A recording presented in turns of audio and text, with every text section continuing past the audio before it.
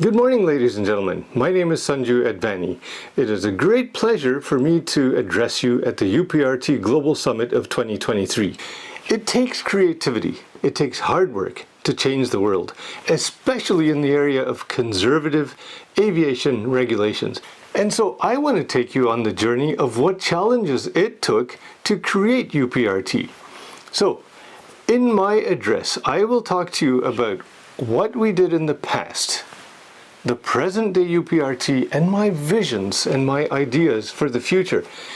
You know, after forming the ICATEE working group in 2009, I needed someone to help with two things. One with the training requirements and the other with the technology. So for the training, I went to Captain Brian Burks, the ALPA co-chair, who was there to support me in defining those training needs. Secondly, I was able to turn to my friend, Dr. Jeff Schrader, the FAA's Chief Scientific and Technical Advisor for Flight Simulation Systems, and he led the Research and Technology Group of ICATEE. So I'm going to take you back to the start of this journey, but in order to do so, we've got to go back a little further in time, back to the 1970s, to the very early days of commercial aviation as we have it today.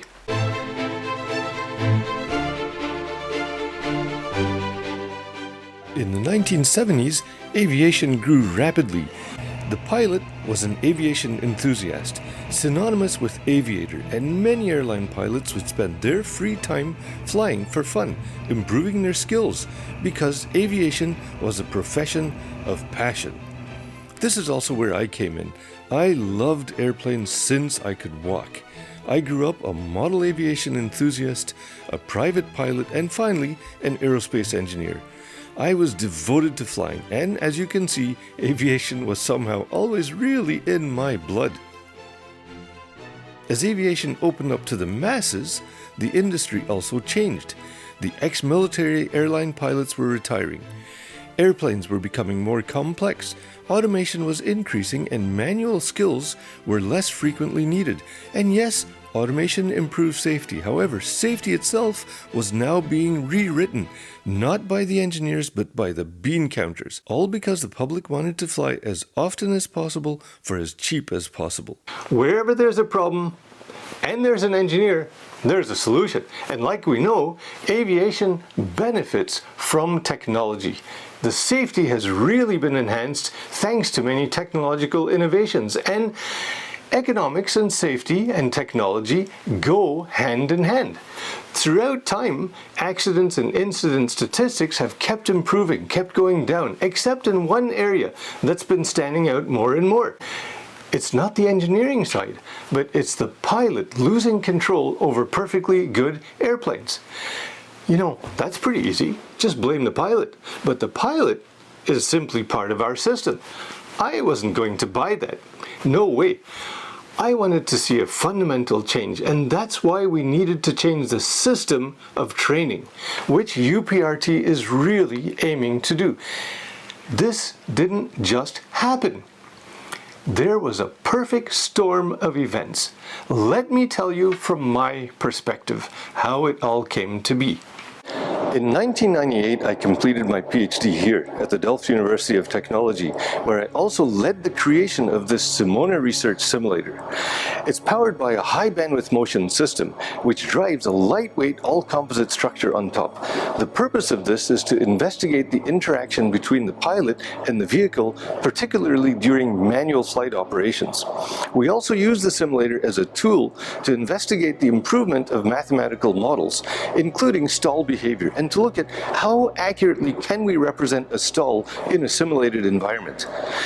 The general purpose of this institute is really to look at how can we make simulators better for their intended purpose.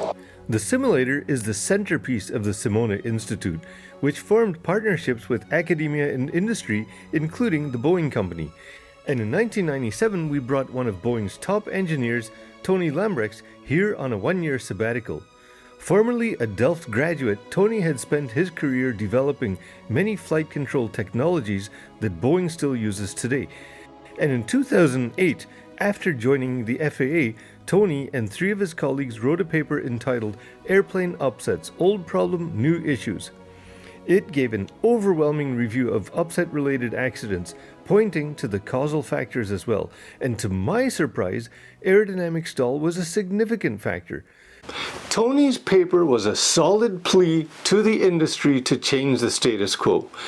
You know that technological innovations were positively improving safety in all areas, but it was now time to solve the one remaining area. We needed to somehow help the pilot from losing the connection and control over the airplane. We needed to fix that final safety net, the pilot. So remember, it was now 2008. I had just been nominated to the flight simulation group of the Royal Aeronautical Society. One of the first things they asked me to do was to organize and to chair a conference. I suggested upsets, loss of control, edge of the envelope as the themes. The looks that I got were something like this. Loss of control, you're out of control, they told me. CFIT, automation, all of these other things, that's where we should be focusing on. I was persistent, and I kept convincing them, and finally we did it. The conference was announced, but there was a real storm of unexpected events that was brewing. When we received the first submissions, early that year in 2009, Colgan Air at the same time fell out of the sky, stalling and crashing near Buffalo, New York. Just a few weeks later, Turkish Airlines 1951, a 737, crashed very close to where I am right now, at Amsterdam Airport. And just as I arrived in London the night before the conference, my dear wife sent this text message to me, stating that an Air France airplane had been lost. Now, can you imagine the somber atmosphere at the opening of the conference the next day? 3 major crashes in a period of just 4 months. During those 2 days, we reviewed many presentations. We reviewed and discussed many accidents and incidents. We also looked at what was there, the technological possibilities, simulators, on-airplane training, and upset recovery training that had been taking place. Because in the past, unusual attitude training had been going on. Upset recovery training had been taking place. This fellow named Captain Warren Vanderberg had been traveling around the world on a roadshow promoting unusual attitude training. So, what's new? Well, there was no standardized solution in place, there was no guidance, and no formal regulations. Yet. So, at the conclusion of the conference, the FAA's Mike Wilson spoke up, imploring the Royal Aeronautical Society to create a working group to address this problem. I was nominated to run that working group, the International Committee for Aviation Training in Extended Envelopes, and that's what I decided to call it, my group. So, in a few weeks, I came up with a draft master plan, and I had the very good fortune of having Gordon Woolley and Peter Tharp support me throughout the years on the steering committee. Now, Jeff, Brian, and I had worked very loosely together in the past through the ICAO 9625 and other projects, but now it was time to put the band back together. We were on a mission from God. So in January 2010, we took our mission to the Air Navigation Committee of ICAO in Montreal. And we received unanimous support from all the members who were present that day to develop the basic requirements for UPRT. ICATEE needed to collaborate in order to figure out how to build UPRT. We discussed the requirements in London. We saw advanced simulators like this one at the FAA, participated in on-airplane training, and we heard the OEM perspectives and from simulator manufacturers. We took our band to ICAO in Montreal multiple times. It was a massive investment in time and money from the 40-odd companies that participated. And you may even notice that some of the team were always there and others, well, occasionally. You know, working with a volunteer committee is really challenging. Volunteers come and go as they wish. You know, and as a chairman, you feel like you're pushing a wheelbarrow of frogs up the hill. They hop on and they hop off. Or to put it into the more English context, something like this, the hop-on, hop-off buses that you see in London. However, after 15 ICATEE meetings in places like the USA, in Canada, and in Europe, including the UK because this hadn't happened yet, we created the basic requirements for document 10011, the Manual on Airplane UPRT. And this was vetted by another group called LOC-I. Sounds like another wheelbarrow, doesn't it? So, what is ICAO 10011? It's the foundation of UPRT, and it defines what UPRT requires. Number one, academics and skill enhancement for all pilots. Secondly, this should be accomplished through good instructors whose skills are properly developed and improved. Skills must be taught in simulators and taught properly, because we know no simulator is perfect and never will be. And it must be proficiency based, which brings me to the most important part of 10011 and UPRT. It is simply not a check box. Those were the challenges of getting the job done, and believe me, it was a lot of work. So to Brian, Jeff, and all the other ICATEE members here in the audience, thank you for staying on board that wheelbarrow of frogs.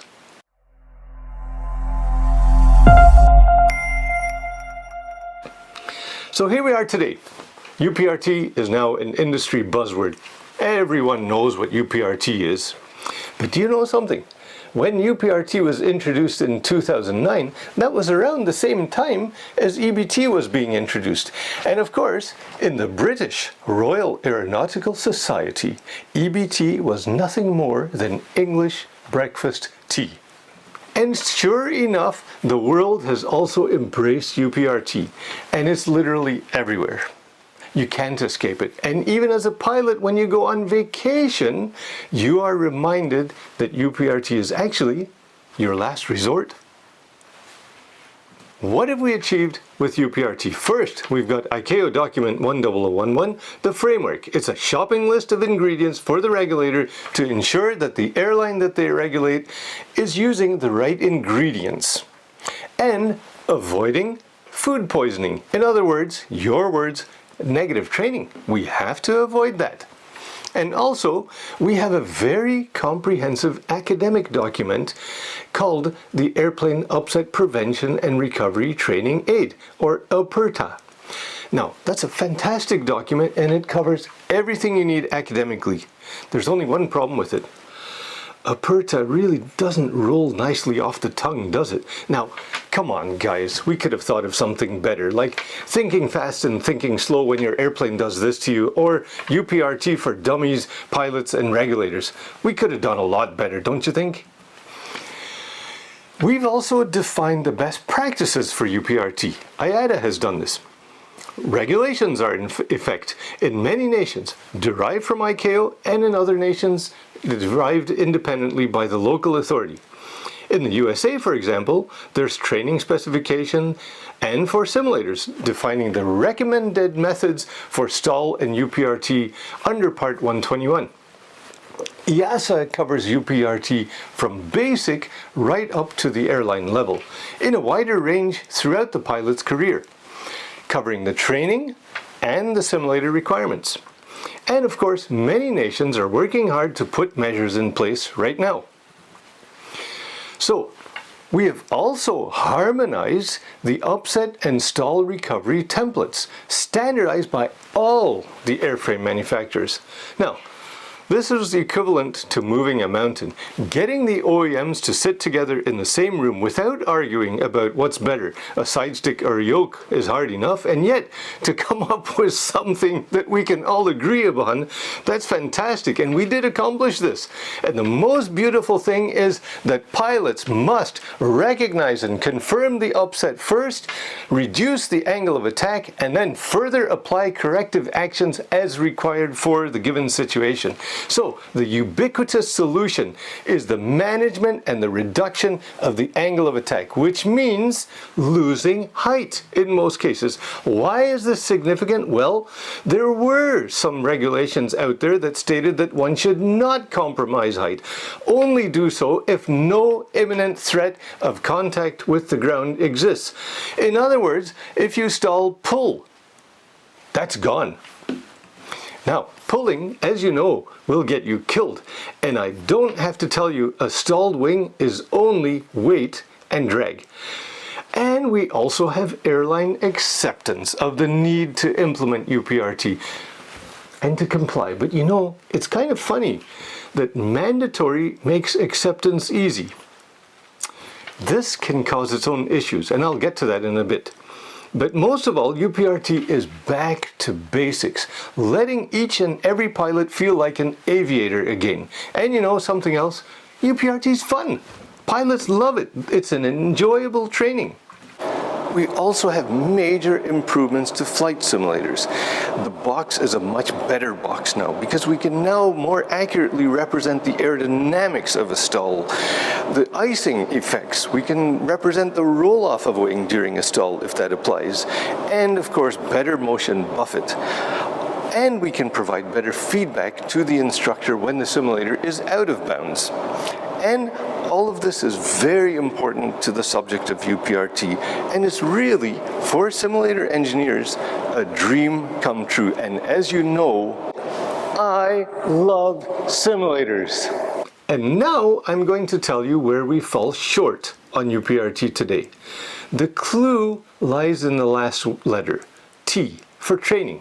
Simply put, training means acquiring and maintaining the right tools to recognize a potential loss of control threat and resolve it as early as possible, as effectively as possible, and as safely as possible.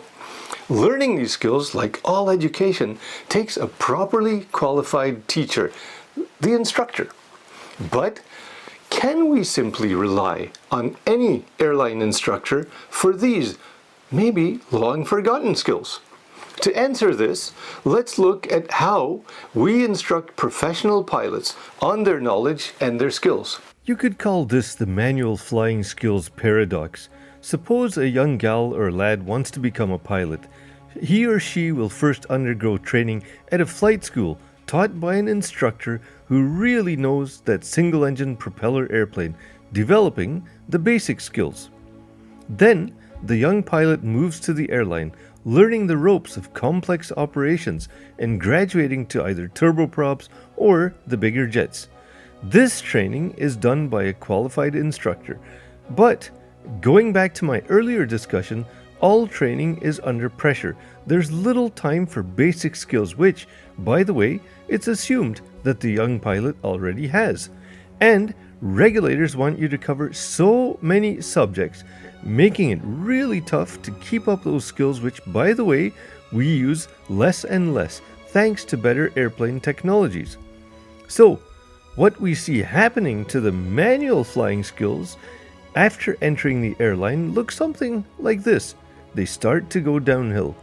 And to top it off, the airline instructor is selected here, not necessarily because he's an aviator.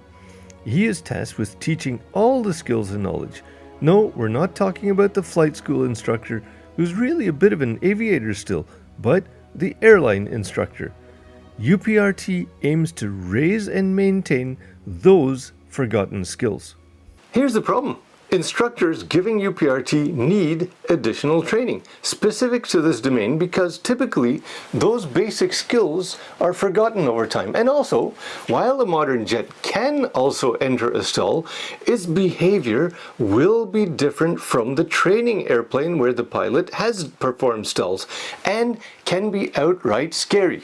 And even if you're nose down, first, solving the stall and leveling the wings might require you to push. Upside out control, unload, roll, power. So, we need to develop counterintuitive skills in your pilots. And instructors also need to understand simulators, what they're capable of, and their limitations, even if they are upgraded. The importance of the instructor getting it right is profound. The risk of getting it wrong is deadly. I think the biggest challenge, therefore, is making sure that we do not simply meet compliance, and we really need to rethink this. Regulations typically define what you need to comply. Being compliant is not the same as being safe. Being safe means putting your resources into the right place at the right time. And in the end, prevention and recovery need to be bulletproof. Let me illustrate. On January 9, 2021, a Boeing 737-500 operating as Sriwijaya Air Flight 182 departed Jakarta en route to Pontianak. When leveling off at flight level 110, the autothrottle attempted to reduce thrust to maintain the selected speed. The autothrottle system command was unable to move the right thrust lever due to friction or binding within the mechanism. Maintenance records showed that this autothrottle problem had been reported 65 times since 2013 and the problem unsolved. Because the right thrust lever was jammed in a high thrust setting, the left thrust lever was reduced to almost idle thrust by the autothrottle system, resulting in an asymmetric thrust condition. When the autopilot was disengaged, the ailerons neutralized, and the large thrust asymmetry caused the aircraft to roll abruptly to the left, entering an upset. The pilot was unable to recover. All 62 persons on board were killed. The final report also suggests that inadequate UPRT had been provided to the pilots. And since this accident, the airlines and the government of Indonesia have wholeheartedly started working together to address UPRT in a very comprehensive manner. But yet it took a tragic and unnecessary accident to cause this change. So we need to start asking ourselves, where have we been going wrong in our system? We can't simply get away with blaming the pilot. Those days are long gone. And while I completely agree that ultimately improving simulators to more accurately represent stalls and other phenomena is really necessary, this notion introduces another problem in the meantime: time and money. And it also requires changing the system of implementation and inspection. It's what we miss in the meantime that keeps me awake at night. Sriwijaya, Asiana 214, Air France, and every other loss of control accident have begged industry to first and foremost improve one thing: basic manual flying skills. So why are so many operators around the world still hesitating to get started with training these basic skills, which are the foundation of good UPRT? In other words, why are some of us stalling with UPRT introduction? Something is causing a lot of drag. Are we losing control here? In certain cases, operators are waiting for their authorities to mandate UPRT. Now, there's no reason to wait when training basic manual skills. Come on! This is a pilot's main job responsibility. Remember, if you do nothing and you have an incident, the authority is not going to take that responsibility.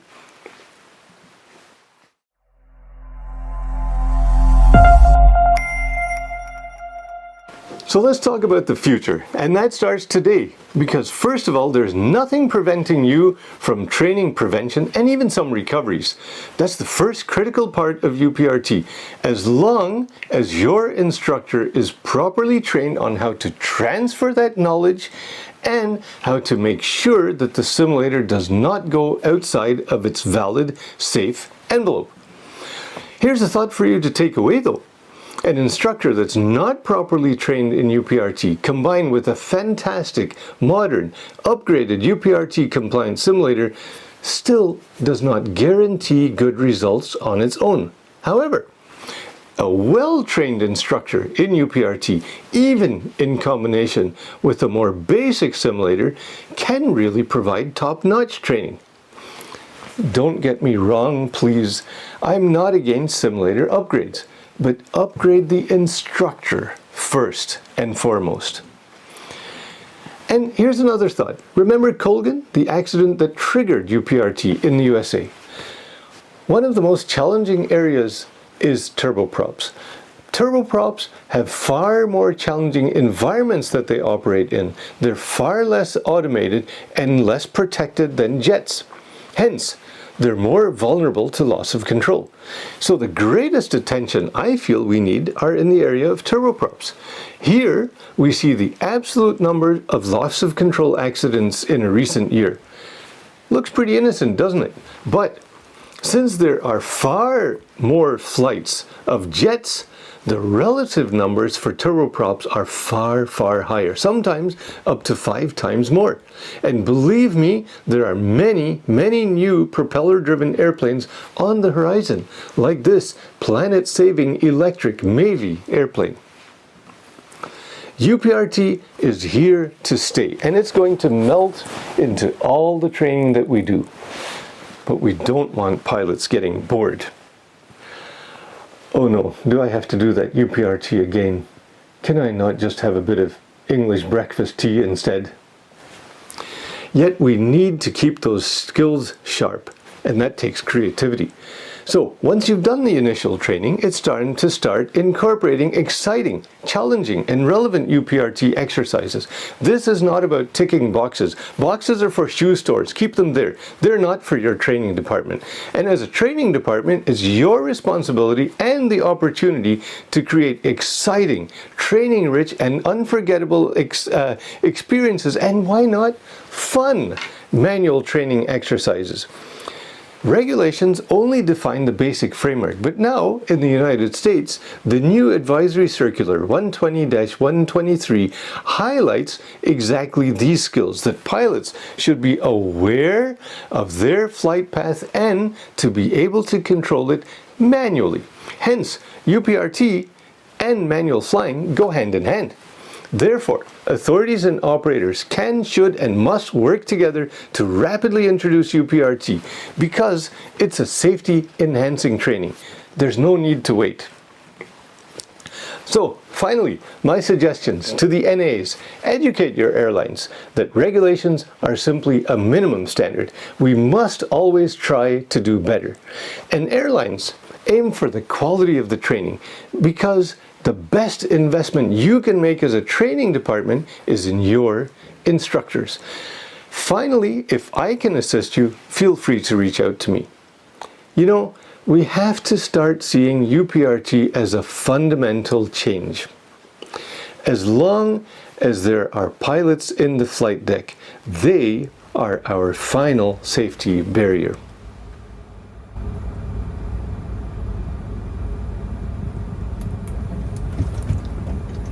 Ladies and gentlemen, the future of UPRT is still in our hands.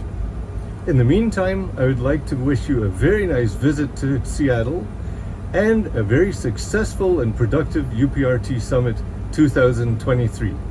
UPRT, we have control.